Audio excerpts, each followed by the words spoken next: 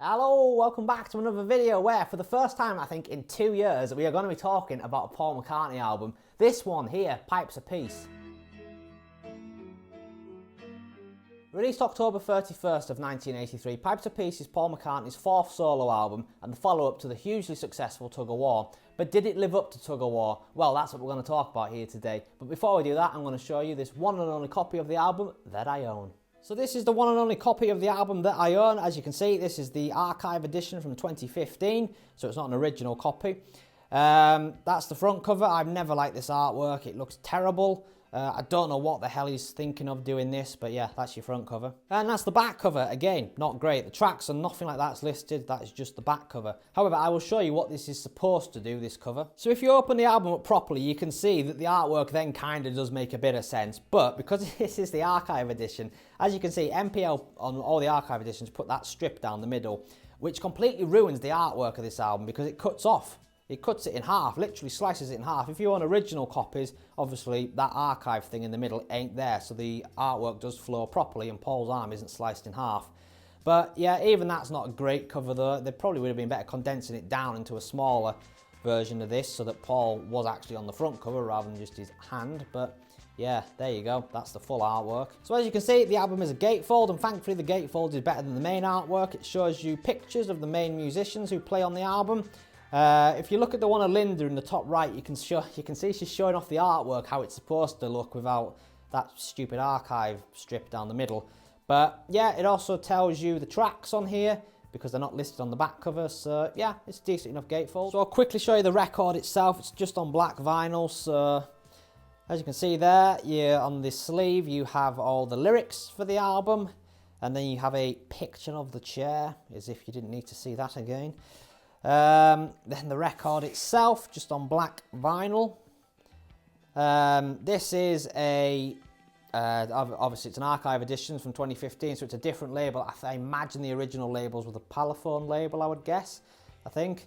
Anyway, that's side 1, and that there is side 2. But because this is an archive edition, it therefore means there is another disc in here.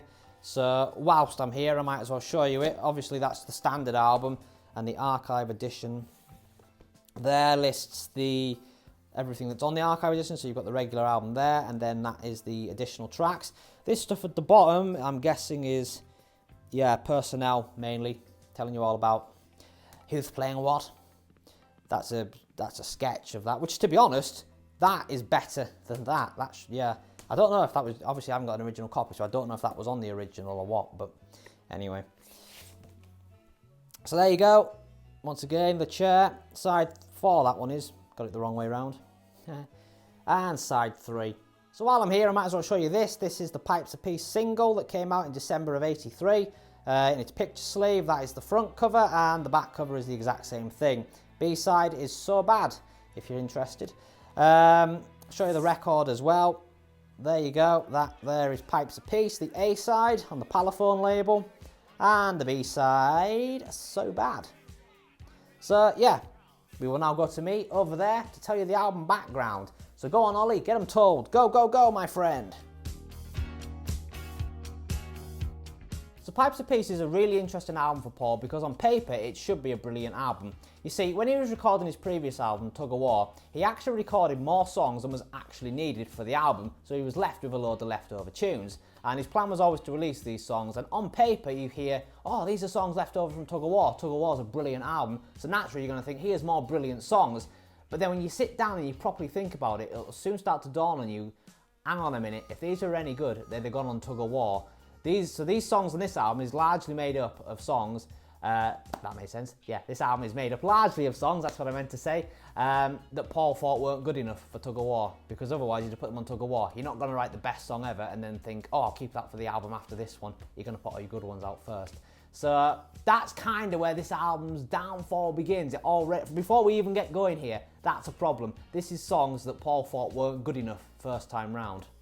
So anyway, because most of this album was recorded during the Tug of War sessions, it therefore means there was a lot of similarities between this album and Tug of War. So firstly, the big one, George Martin produces this album as well. It's the second time that he's produced a Paul album post-Beatles. Ringo also drums on a few songs on this album. Eric Stewart is on this album as well quite a bit. He's becoming Paul's main collaborator in this period. And this album also consists of the final recordings that Paul ever did with Denny Laine, which is an end of an era because obviously Denny's kind of been with Paul since the breakup of the Beatles, really, or since the start of Wings, and throughout the entire 70s and the early 80s, Denny's been with him, and this is where it ends. All things must pass, eh, Denny? But it wasn't all leftover tracks. 5 new tracks will be recorded for this album in September and October of 1982, not long after Tug of War was released. Those tracks being Pipes of Peace, The Other Me, So Bad, Tug of Peace, and Through Our Love. So then in November of 1982, Paul would start filming his masterpiece, Give My Regards to Broad Street. We all love that film, don't we? And he would spend most of 1983 recording that as well. So because he was that focused on making that film, he kind of lost interest in this album. So it sort of just stayed in the background and eventually got put out in October of 83. Now, some interesting facts about this one from what I can work out. This album consists of the final recordings Paul ever did at Rouge Studio in Campbelltown up on his farm, High Park Farm. And it also, I think this is the first time he ever recorded something at Hog Hill Mill. His studio, his little windmill studio down in Sussex, which to this day remains Paul's primary recording studio. It's his personal studio. So another big similarity between this album and Tug of War is Paul does a collaboration with another major artist. So on Tug of War, the major artist was Stevie Wonder. They did Ebony and Ivory and What's That You Doing Together. There was also Carl Perkins on that album, which people seem to forget about. But that was also quite a major collaboration for Paul himself. On this album, however, it's Michael Jackson that Paul is collaborating with, who was probably at this point the biggest pop star in the world. There's no probably about it, he was the biggest pop star in the world when this album came out. So that's quite a big signing for Paul to have on this album. So rather than me sit here and tell you how this collaboration came to be, I'll just let the main man himself tell you. So go on, Macca, get him told. What do you remember of that experience? Oh, it was great. You know, we had a great time. It was Christmas and I was at home and my phone rang and a little voice, you know, talked to me, and I said, "Who's this?" You know, kind of guarding my privacy, private number. I said, "Who's this?" "It's Michael." I said, "Michael who?" Because I thought it was, you know, a little bit sort of dodgy. But anyway, he said, "Michael Jackson." He said, "You want to make some hits?" So I said, yeah, sure. So, you know, being of the hit-making variety. Now, if that story there is true and Michael did ring Paul over Christmas, then it's quite interesting because what Paul has effectively told us there, indirectly, probably unintentionally, that Michael was a bit heartless and couldn't read a room because this song, the main collaboration on here, Say, Say, Say, was recorded in April and May of 1981, which means for it to have happened at Christmas, it would have been Christmas 1980. And what happened around Christmas 1980? John Lennon got murdered. So what Paul is saying there is Paul there has just lost his best friend who's just been murdered in New York City. Michael Jackson decides to ring him up and be like, "Do you want to record some hits?" I mean, I don't know. I imagine Paul was getting muddled there and it wasn't at Christmas. It was probably around February, March of 81 when this happened because I can't imagine anybody would ring up Paul just after John Lennon's been killed and be like, "Yeah, all right, Paul, sorry about John. Do you want to make some songs?" That kind of thing, which is kind of what Paul has indirectly said there. But anyway, I'm probably reading into that too much. But that's just a little interesting thing that I picked up on making this video. Anyway, the duo would go on to record 3 songs together, 2 of which ended up on this album. The other one ended up on Thriller. The one on Thriller we're not talking about here today because it's bloody awful and it's nothing to do with this album really. But yeah, they would only do those 3 songs and then they would have a bit of a falling out, but that's a completely different story for another day. So upon its release, Pipes of Peace would manage to peak at number 4 in the charts, which is a bit of a come down from Tug of War because Tug of War was a number 1 hit album all around the world. So number 4, it's still not bad, but compared to where Paul had been with the previous album, and McCartney 2 was also a number 1 album, he kind of got used to number 1s. In the US, this album only got to number 15, which is even more of a come down for Paul. Now, part of this is probably because Paul didn't really do any promoting of this album at the time. He just sort of put it out and then left it to do its thing. Paul was more interested in making his cinematic masterpiece instead of promoting this. The critics at the time kind of slammed this album. NME, as you would expect, completely slated it, although they did like the title track, Pipes of Peace. But yeah, it didn't go down very well with the critics, this album. Anyway, there is your album background, so we're now going to dive into a track-by-track review of it. So opening track, Pipes of Peace, which is also the title track and the lead single, there it is, kicks us off by making it sound like we're going to war with all these horns and orchestration building and building and building, and then eventually it gives way for an electric piano, I think it is, and just Paul's voice. Now lyrically, this song is kind of self-explanatory in the title. It's a song about peace, world peace. Paul is even name-checking the song Burn Baby Burn, where he sings It's something along the lines of teaching children to learn songs of joy instead of Burn Baby Burn, which is quite an interesting thing. Paul, I don't think has ever done that before, and I don't think he's ever done it again where he's name checking other songs. That's a Ringo trick normally.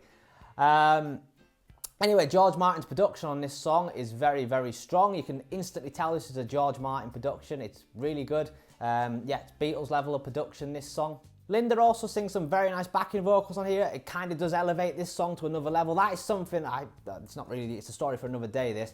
But with modern day Paul albums, something I always feel they lack is Linda's backing vocals. Obviously, there's nothing he can do about that. But Linda's backing vocals, they did add a charm to his albums in the 70s and the 80s and the 90s. Anyway, this song, it was the second single, as I said. Well, it was the second single. I didn't say it was the second single, but you know what I mean. It was the second single from the album. It was released in December of 1983. And it was a #1 single here in the UK. Interestingly, this is the only #1 single, I'm pretty sure I'm right here, the only #1 single Paul has had to date under his own name. Everything else he's either done it with someone else, or it's been with Wings, or it's been with the Beatles. So this is the one and only proper solo single he's had, I think. Correct me if I'm wrong there, please, in the comments. Now, interestingly, this song, around Christmas each year, the radio stations here in the UK like to play this song and make out it's a Christmas song. It's not a Christmas song at all. It's got nothing to do with Christmas. But I think the reason that happened is because A, it came out in December of '83 as a single. It was a #1 single for 2 weeks. And the music video, obviously Paul recreates the Christmas truce of 1914 when the British and the German soldiers came up out the trenches and had a game of football, etc. In no man's land. Paul recreates that in the video. I'm not really a fan of music videos. I won't pretend I am. However, I will say this is probably the best music video Paul McCartney has ever done. It's a great, great video, this one. So I imagine that video is the reason why this song is considered a Christmas song to some people, but I don't see it myself. Anyway, it's a really good song, this one. It is a McCartney classic. It's one of the more famous tracks of the album, I would definitely say. Yeah, I really like this song. It starts us off very, very strongly. So the lead single comes along next, Say, Say, Say, which was the first of the 2 collaborations on the album with Michael Jackson. Now, from the get-go, this song instantly is a bit of a bop because you know that intro, that ding, ding, ding, ding, ding, ding, that. You're instantly sort of bopping your head to it. And then Paul's still youthful voice comes in, which, you know, it's great. And then Michael's voice eventually comes in, and the pair of their voices on this song, they blend together really, really nicely. They do work together really well, to be fair to the pair of them. Now, lyrically here, this is quite an interesting song because, and I'll hold my hands up here and say I'm obviously a bit thick to not have picked up on this until I was making this video when I properly sat down and read the lyrics. What seems to be going on here is it's kind of almost Another Girl Is Mine. What you have here is Paul singing to a girl, sort of say, say, say what you want, but don't play games with my affection. Take, take, take what you need, but don't leave me with no direction. Paul sort of had enough of the girl, he's wanting to leave her, he's almost breaking up with her. But then Michael's singing it from another perspective where they seem to be singing about the same girl, and Michael's sort of fancies her. He has this affection towards her, and he's sort of pining after her, and you know, all alone I sit home by the phone waiting for you, baby, through the years. I sit home, tears, blah, blah, blah, etc. My mind's gone blank. But anyway, I like to wave my hand about like that. It is quite interesting. It's executed better than it is on The Girl Is Mine. It's less in your face. Yeah, it's a great tune. The instrumentation, the instrumental backing track is very, very good. Paul doesn't play bass on this song, which always annoys me. I don't see why Paul, as one of the greatest bassists of all time, would get session musicians in to play bass. It doesn't make any sense, that. But yeah, it's a decent enough tune. But I've got to be honest, if I'd done this as a kid, I'd have come on here saying this is a great, great song. I loved it as a kid. Now, I don't really care for it, to be honest. It's not a bad song, like I say, I just don't care for it. I'm like this with a lot of Paul's collaborations. Same with the Stevie Wonder ones on the previous album. I don't care for them either. I can't really think of a collaboration Paul has done at all in his career, really, where it's been Paul McCartney and somebody else, where I've actually liked it. I mean, yeah, it's just, I don't know if it's because it's Michael Jackson, this song, and obviously he's become a bit of a questionable character these days. But there's just something about this song that I just can't get into it as much anymore. But like I said, it's not a bad song. I don't hate it or anything, but I don't love it either. I'm just very neutral on the song, I suppose. I will quickly say, in 2015, when this archive edition came out, MPL did a remix of Say, Say, Say, where they completely ruined it. It is an awful remix where they basically just turned it into a Michael Jackson song. At first, I thought it was going to be Michael singing Paul's parts and Paul singing Michael parts, but all it effectively is Michael singing Paul's parts and Michael still singing Michael's parts, so it's effectively turned into a Michael Jackson song. Yeah, Paul's lot were pushing it like it was the best thing ever. But yeah, Say, the most famous track on the album without doubt. Possibly Paul's most famous post-Beatles collaboration that he's done. You be the judge of that. It was a #1 single in the US as well. It was only #2 here in the UK. But yeah, it's alright. I don't love the song, I don't hate the song, it's just alright. So track 3 is entitled The Other Me, and straight away we have Paul telling us all that he's a crazy fool. Now this song is driven mainly by the bass. Paul, thankfully, is playing bass on this song, and it's a very, very nice bass line, and it's also supported by some very nice keys. Yeah, the backing track on this song is very, very good.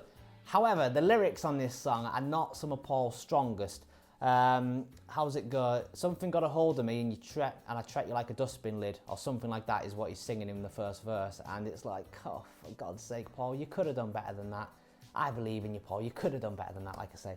But the chorus is really good. It's a catchy song, it's a great chorus. The other me would rather play the glad one. I want to be the kind of me that doesn't let you down as a rule. Stuff like that. I do also like the way Paul sings this song. Before he goes into the first chorus, he does this big sigh, which really does quite compliment the lyrics pretty good before he goes into the chorus. So yeah, overall, The Other Me, it's a good song, this. I wouldn't say it's the best on the album or anything. I wouldn't say I love it either, but I like it. Yeah, it's decent enough. So next up comes one of the highlights of the album for me, the fantastic Keep Undercover. And to start with, Paul is just playing the grand piano on his own while singing a vocal. And the opening line is beautiful. I think the line is, love, I'm going to pick you up in the morning. Love, I'm going to take you out on a journey. I don't know where I'm going to, but I just know what I've been going through without you by my side. It's beautiful. I love when Paul does stuff like this, where it's just him on a grand piano. A bit like 1985 from One Hand Clapping, where that's just him on the piano. Although this is much slower than that, this intro. There is a video of this as well, where it's an outtake, and Paul screws up this intro, and then him and George Martin start messing about, and Paul sings it in a Yorkshire accent. I love it, it's really funny. I'd throw one away now. Right. Love, I'm going to pick you up in the morning. That's Love, lovely. I'm going to take you out on the journey. That's Right, I fantastic. don't know what I'm doing, but That's just what I wanted. I'm going through. To keep going, that's lovely. Without you by my side, without Fantastic. you by my side. Right, go. How was that, George? That was marvellous. And then about 30 seconds into the song, it does a complete 180 with it becoming a full-blown George Martin production with the strings and everything, and it also picks up speed quite a bit. Now, when it goes like this, I still love the song. It's still got some fantastic lyrics on here. What good is art when it hurts your head is one of my favourite Paul McCartney lyrics. I just find it funny. I also find it quite thought-provoking because, yeah, what good is art if it hurts your head? Stuff like, as well, what good is butter if you haven't got bread? What good is me if I'm not with you? Stuff like that. It's a really good song, this one. I really like it. Paul is also going for some pretty high notes on this song, and he's hitting them all. So yeah, Keep Undercover, it's a great song for me. It's probably, yeah, I would say it's the best song on the album. It's my favourite on the album.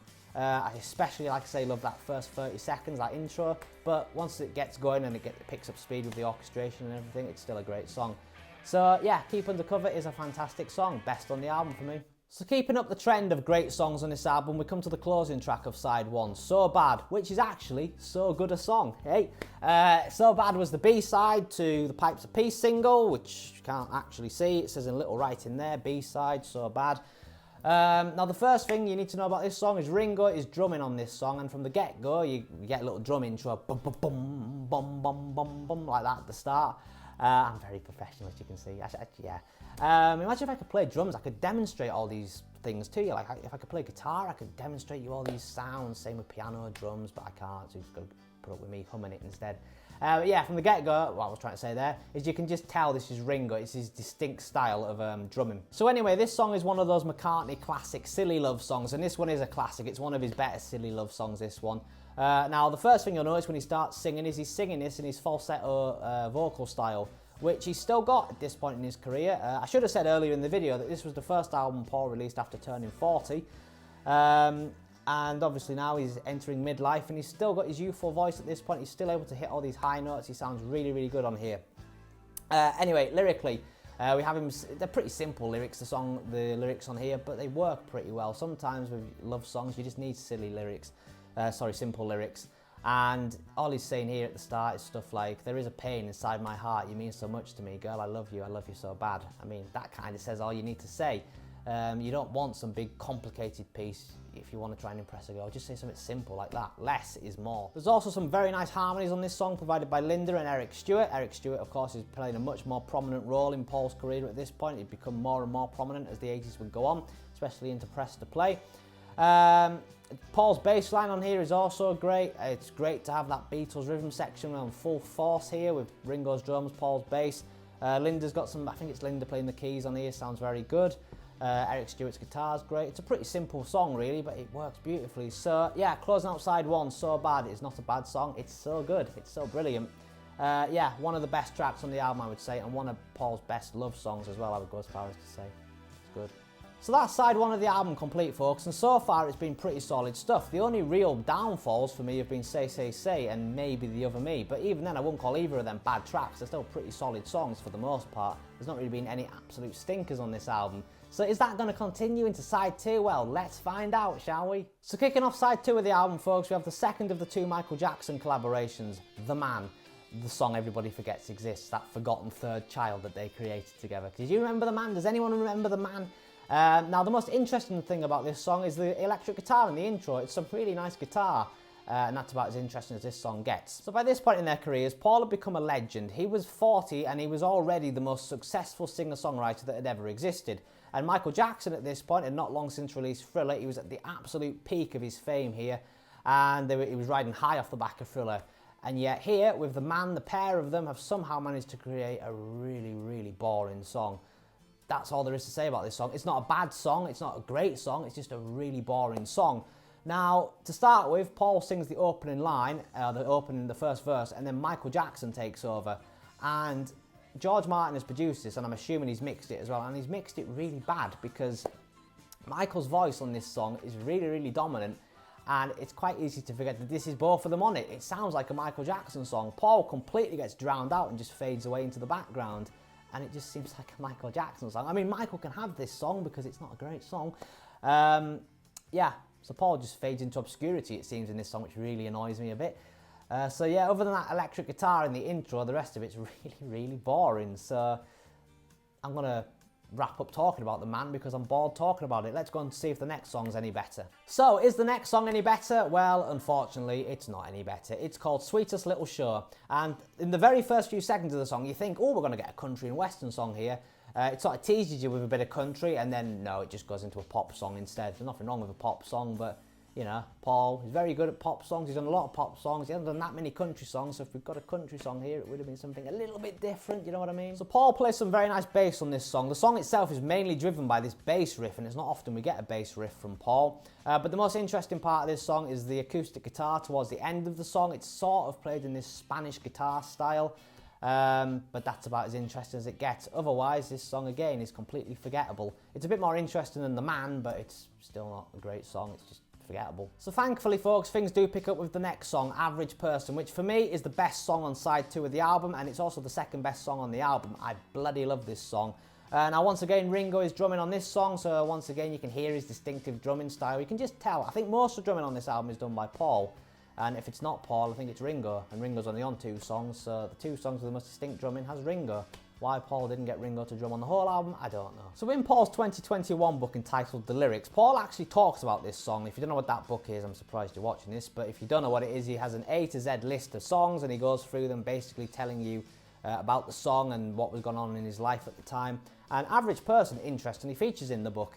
And because, obviously, it's A, it comes quite early in the book, so it's one of the first songs he talks about, which kind of goes in its favour, because you don't have to read much of the book to start hearing about this song.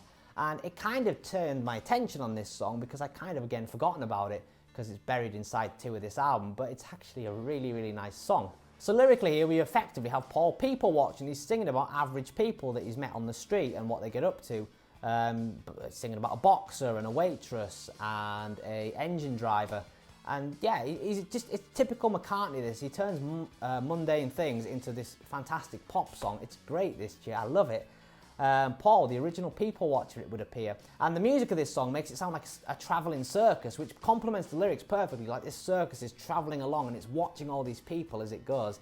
It's great, I love it. Now, my good friend Ross Goodall, I think it was in our video where we ranked Paul's 80s albums. he mentioned that this song, and I didn't know this, was supposed to be on Tug of War as the second track. And if you do actually listen to those two songs back to back, you can kind of hear how it was going to go, because they do sort of flow into each other very nicely. But obviously it would get left off Tug of War and Take It Away would go in its place. Which is a shame, because I think this is a great song. It's probably one of the, like I say, it's second best song on this album. It wouldn't have been a bad song if it had gone on Tug of War. But yeah, I'll stop rambling on, because Average Person is not an average song. It's way above average, this song, for this album. It's a fantastic song. It's classic McCartney, this. It's what I love about the man. Yeah, everything about it I love. It's a great song, love it, 10 out of 10. So next up comes Hey Hey, and after things have picked up with the last track, well, bad news, the wheels have come off again. This song is an instrumental for the most part, built around this catchy guitar riff, the just around that sort of riff, with occasional vocals that just keep going hey hey. I'm not going to beat around the bush here, this song is filler. There's nothing more to say about it. It's filler, it's completely unremarkable, and yeah, I've nothing else to say on it. On the subject of filler comes the next track, Tug of Peace, and here we find Paul merging Tug of War and Pipes of Peace into whatever this even is, this electronic piece of music. And because it's an electronic piece of music, it's being compared to, by some people, to the songs on McCartney 2. However, I like McCartney 2. It is one of my favourite Paul albums. In fact, if you watch me and Ross's video on McCartney's 80s and 90s albums, McCartney 2 was top of my list. That's how much I love McCartney 2. Unfortunately, this song to me, yes, it's electronic, but it's not like McCartney 2. Anything on McCartney 2 beats this, because it's too polished, this. The charm of McCartney 2 is it's wacky, it's out there, it's unprofessional effectively, it's chaotic. This song is not chaotic, it's polished. The harmonies in some way ruin this song. Maybe it would have been better as an instrumental, to be honest, if Paul had left the lyrics off, because the lyrics don't really say anything, just recycles phrases from Tug of War and Pipes of Peace for the most part. It feels like a Ringo song. This is the sort of thing Ringo would be doing. It's the second time I've said that on this album, isn't it? Except, at least on the title track with Burn Baby Burn, he does it to great effect, Paul. He doesn't do it here. He does do it true Ringo style here. So yeah, again, filler, not a great track. And finally, folks, we come to the closing track, Through Our Love, which thankfully does pick things up a little bit. It's another typical McCartney silly love song. It's not one of the best he's ever done, but it's not even the best on this album that he's done. But it's certainly inoffensive. It's not a bad song. It's better than pretty much everything else on side 2, with the exception of Average Person. I think this song as well is really aided by George Martin's production on here, particularly his strings, his orchestration that he's put on it. Paul's vocals are nice on here as well. And there's also this instrument. I don't know what it is. I'm assuming it's a keyboard that's making this sort of xylophone noise in bits of the song, which I quite like. Yeah, but basically, Through Our Love, it's a decent enough closing track. It's nothing spectacular. It's better than most of side 2, like I say, with the exception of Average Person. But yeah, it's a bit like The Other Me. It's inoffensive. It's decent enough, but it's not great. So overall, I find that Pipes of Peace is really a tale of two halves. Side 1 of the album, for the most part, is solid. Side 2, with the exception of Average Person and Through Our Love, is pretty crap, to be honest. Now, Paul would have a really hard time in the 80s musically. He didn't have a great time. His albums weren't great, and this is kind of where the decline did start with this album. After starting off so strong with Tug of Peace, Tug of War, not Tug of Peace, don't talk about that song again. After starting off so strong with Tug of War, I think he thought he'd just carry on with that, and this album's supposed to be the continuation of that, and it wasn't. It started to decline, and he couldn't get out of this sort of downward spiral he ended up in. This sort of death spiral he seemed to be in at this point. Now, part of the problem he had now was, obviously, he's in his 40s, and young people, like teenagers, 20-year-olds, 21-year-olds, by this point, they weren't even born when Love Me Do came out. So Paul, to them, is a relic of the past, yet Paul still wants to be contemporary. He still wants to be making #1 hits.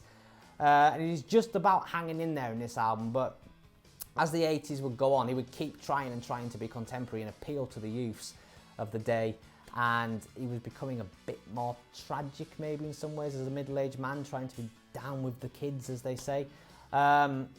He would have thankfully get his act back together towards the end of the decade, but yeah, this is definitely where, especially the second half of this album, for the most part, where the downward spiral did begin for him. This album as well, to me, it always does feel half-assed, like Paul couldn't really be bothered with it. He obviously had the songs left over from Tug of War that were finished, and he thought, oh, I need to do a couple of songs quickly, get them out there, just to fill the album, because he was more interested in creating his cinematic masterpiece. But really, he'd probably been better, judging how it went, to just completely abandon Broad Street, not do any, just don't do it, and instead focus all his attention on this and craft it into a really, really solid album and ditch stuff like Hey Hey and Sweetest Little Show and all that sort of stuff. And he could have crafted this into a really solid album, but instead he was more bothered trying to be Steven Spielberg and Marco Polo, what am I on about? Marlon Brando, that's what I meant to say, not Marco Polo. But obviously he didn't do that, he wanted to be a Spielberg and a Brando. So instead what we're left with here is an album of potential. There's some truly great stuff on here. Pipes of Peace, Keep Undercover, Average Person, So Bad, them 4 songs are fantastic. Say, Say, Say, The Other Me, and Through Our Love, they're okay songs. They're not bad songs, they're just sort of there. They're not filler or anything, they're just sort of, they're alright I suppose. The rest of the album, however, yeah, just pretend that doesn't exist. So overall, Pipes of Peace, dull cover, dull side 2 for the most part, great side 1. It's a weird album, isn't it? Yeah, it's not my favourite era of Paul, this that we're starting off into here, which is a shame because Tug of War was supposed to be the start of a new chapter, I think, for him really as a solo artist, but it ended up being the closing chapter of probably his golden era, and this is where the decline starts, which pains me to say. Sorry. Anyway, that concludes another video, folks. Once again, thank you very much for watching. If you have enjoyed this video, please do like the video. Leave a comment down below. What do you think of this album? Do you like it? Do you not like it? What's your favourite tracks? All that jazz. Subscribe if you're new around here. I've done loads of McCartney reviews over the years. You'll have to scroll down quite a bit to find them. I've still got albums left to do, which I will do at some point. Hopefully it won't be a 2-year wait for the next one. Anyway, that's all I've got to say for now, so thank you very much for watching, and I will see you on a future video. But until then, goodbye.